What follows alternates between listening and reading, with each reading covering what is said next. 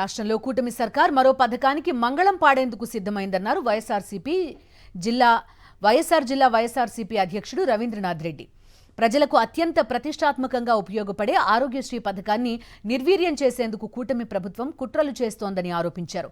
అధికారంలోకి వచ్చిన నాటి నుంచి చంద్రబాబు ఒక్క మంచి పని చేయకపోగా ఉన్న పథకాలకు ఎగనామం పెట్టడం దారుణమని మండిపడ్డారు.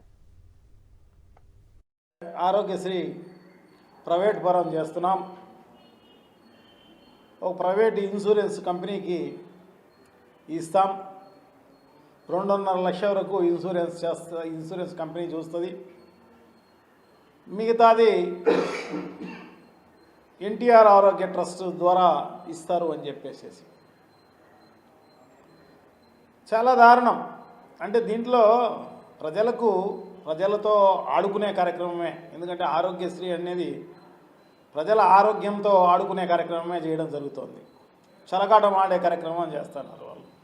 ఇన్సూరెన్స్ కంపెనీలకు, అది కూడా ఇన్సూరెన్స్ కంపెనీ కూడా నారా లోకేష్ గారి సన్నిహితులకు సంబంధించిన ఇన్సూరెన్స్ కంపెనీలు.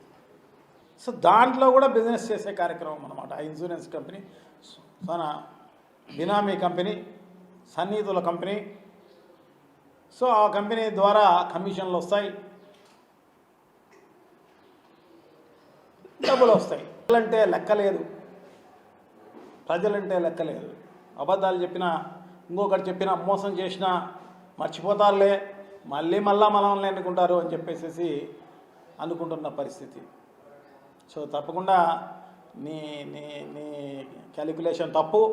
ఖచ్చితంగా నీకు బుద్ధి చెప్పే కార్యక్రమం తప్పకుండా జరుగుతుందన్నమాట.